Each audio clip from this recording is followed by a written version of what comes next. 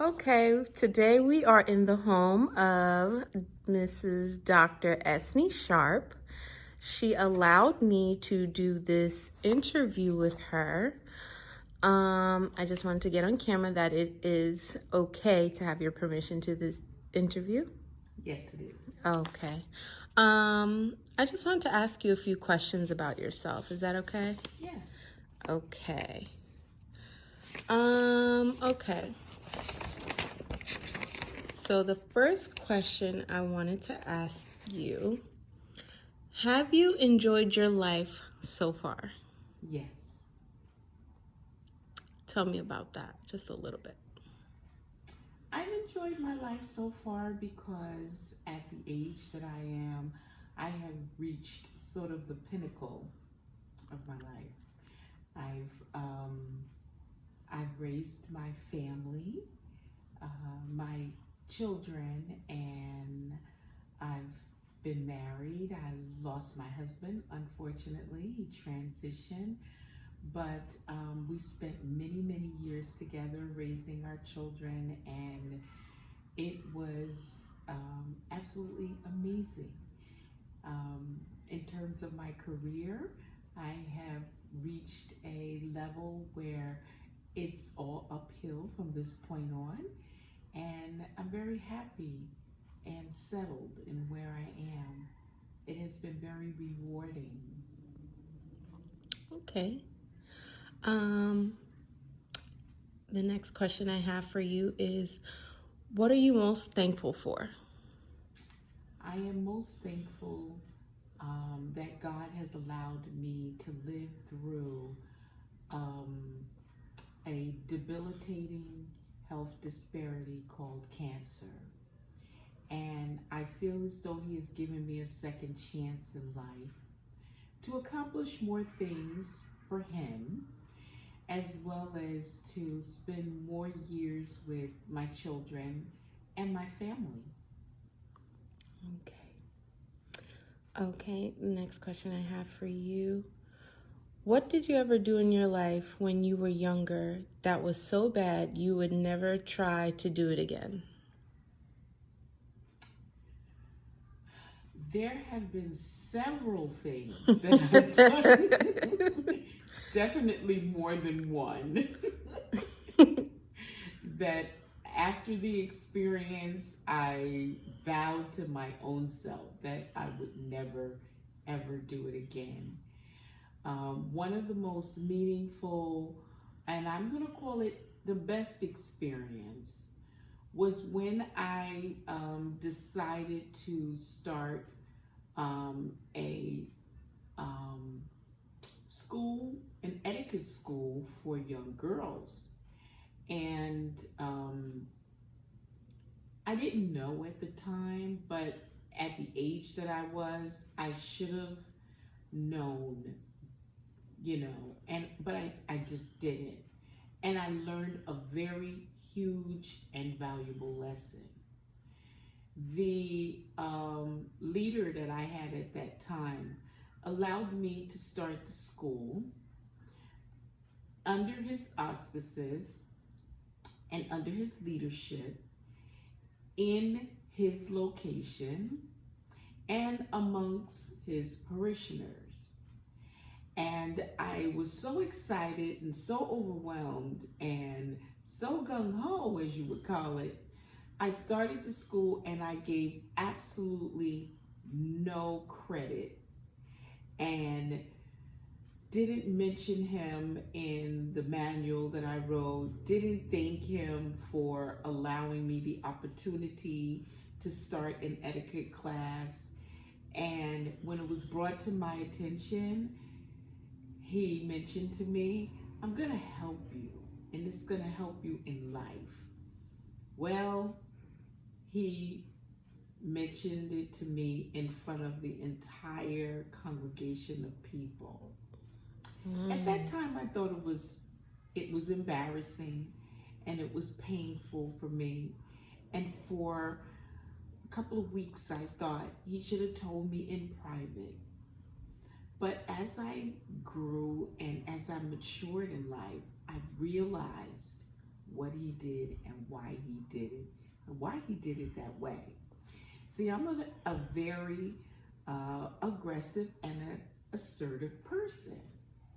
So whatever I do it to the best of my ability. And I expect to achieve only the highest goals. But sometimes with that type of temperament, you kind of forget the people that help you as you went up the ladder. And I remember that. It's still with me today, as you can see, years and years later, no matter what you do in life. Anybody that reach out to help you on your way up, you must remember and you must give thanks to them, to God, but to them also, for giving you an opportunity to spread your wings and fly under a work that they created through sweat and tears and they built. Out of respect and love, I should have given due respect and honor to that individual, again, for allowing me the opportunity. And I didn't. But I learned a very big and valuable lesson. And now, no matter what it is I do, anybody, no matter if it's a small part or portion, anyone that helped me, I give them the greatest appreciation. And I always acknowledge the help that they give me, and no matter what it is that I do. That's important. Okay, thank you. What is the first thing you do if you won $5 million? If I won $5 million, the first thing I would do is give a 10th portion of it to God. And that would be my tithe. The second thing that I would do is I would invest a portion of it so that I can create more and allow it to grow even larger. Okay. And then I think, knowing me, I would share something with, my immediate family, just a little bit though. And then I would go shoe shopping. Okay. If you had any kids, which we know you do, was it difficult raising them? Or if you didn't have any kids, your siblings, did you get along well with your siblings, but you have children? How was it raising them? Was it difficult? How was that? I did have the opportunity to be blessed with 6 beautiful children. I think the position I was placed in as a mother was very unique, and not many women have the opportunity to be placed in my position. I was able to adopt 1. I was able to inherit 3. I raised a family member's child, and I birthed 1.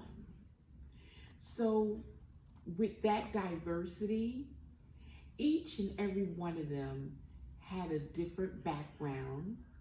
Each and every one of them had a different type of love for me, and I had a different type of love for them, because each of them were different.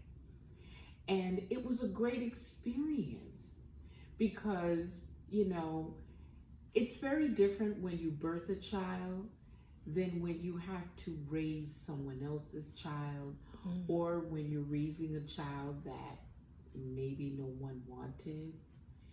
It's different. It's very different. And it was a challenge for me. And I was excited about the challenge, but I was grateful to God that He saw fit to put all those beautiful children in my care. because he saw that I would raise them in the admonition of the Lord and that they will be raised well. And I think I did a pretty good job. Okay. What other career would you have chosen if you could do it all over again? I think if I could do it all over again, I would have been an attorney. I would have studied and went to school to be an attorney. Yeah. I am very good with pleading cases for people and advocating for people on different levels, whether they were innocent or whether they were not innocent. I could see and find the good in everybody. And attorneys have that challenge. Sometimes we wonder why they represent people who are evil, who are mean, who are bad. But once you hear their argument and their opening statement, you see that somewhere down inside people, there is a part of them that are good. And there's always a reason why, good or bad, they did what they did. And I think about that all the time. And I guess from saying that, you could tell I'm a Law and Order fan. I watch it all the time. It's one of my favorites. But yeah, I think I would have pursued that career. Okay. Okay. What is the most fun you ever had in your life? The most fun that I had in my life was winning the title of Miss Full Figured USA 2006. Oh. That was the most fun in my life. Gracing the runway and walking down the stage, and every aspect of it, from clothing preparation to studying of my questions and answers, to preparing my platform, having the ability to expand my platform, which I advocate for breast cancer, and I bring breast cancer awareness to people. Preparing, for the pageant and putting together my speech and the public speaking portion, and all the way up to pageant day, selecting my garments and getting to know 50 of the most beautiful women in the whole wide world, creating a sisterhood, knowing that all over the United States, I would have a sister in every state, was absolutely incredible. It was an amazing feeling. It's a feeling I will never forget. I will always remember, and I am so greatly appreciative to God for, again, allowing me the opportunity to have that title. Walking down the runway, and of course, when the crown was placed on my head, it was such an honor and a privilege to be an example for a year to women all over the world. And the travel, the prizes, the appearances, it was an amazing year. I mean, it's like every girl's dream had come true right there. Okay. What is the best advice you would give to a new parent? The best advice that I can give to new parents is, number one, there's two things I want to tell them. Number one, babies does not come with instructions. So you have to wing it. And you have to go with your inner intuition. You have to trust yourself with the decisions that you make. with those children. There's going to be many people that's going to give you all kind of advice. Give them a lemon and that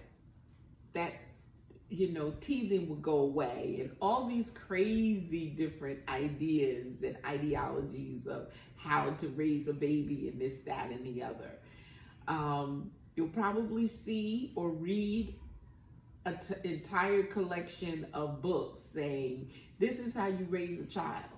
But at the end of the day, when it's you and that baby alone, and you begin to raise them from 0 to 5 to 6, and you watch them as they grow, you're going to see that maybe those instructions were good for one, not good for the other. So you're going to have to rely on your intuition. And a mother's intuition, that is the gift that God is going to always give you when you have a child, whether you birth them, inherit them, adopt them. You're going to be granted with that gift. And that is the gift that you have to rely on and trust in and follow. And if you do that, you will never, ever go wrong. Okay. What is the... Oh, I get asked that one already. I'm sorry. Describe yourself in one word. Optimistic. I like that one. About everything. Everything, and I mean everything. Optimistic. Okay. What are you most afraid of in life? Passing away. I wake up every morning and I thank God for opening my eyes, breathing breath into my life, and allowing me another day. And I just always say, God, I don't want to leave yet. There's so much more I want to do and I got to do. And I just feel like I'm not finished yet. I feel like my work is not done. And so that's it. Okay. Is there any question that I didn't ask you that you wish I did?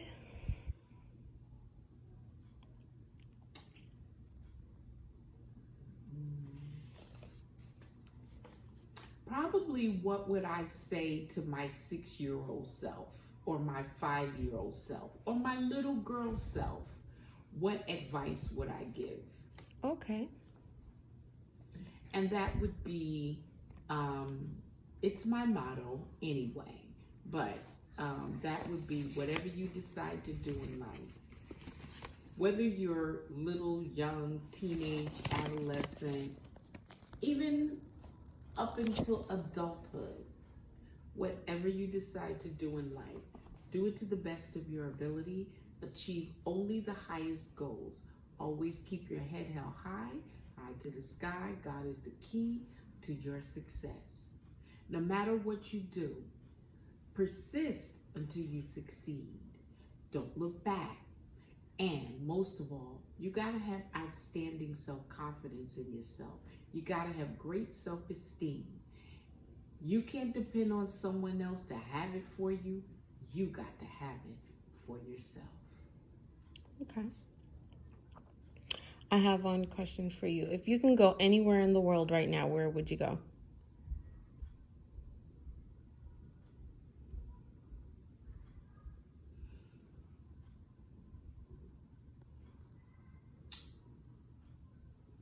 If I can go anywhere in the world right this moment,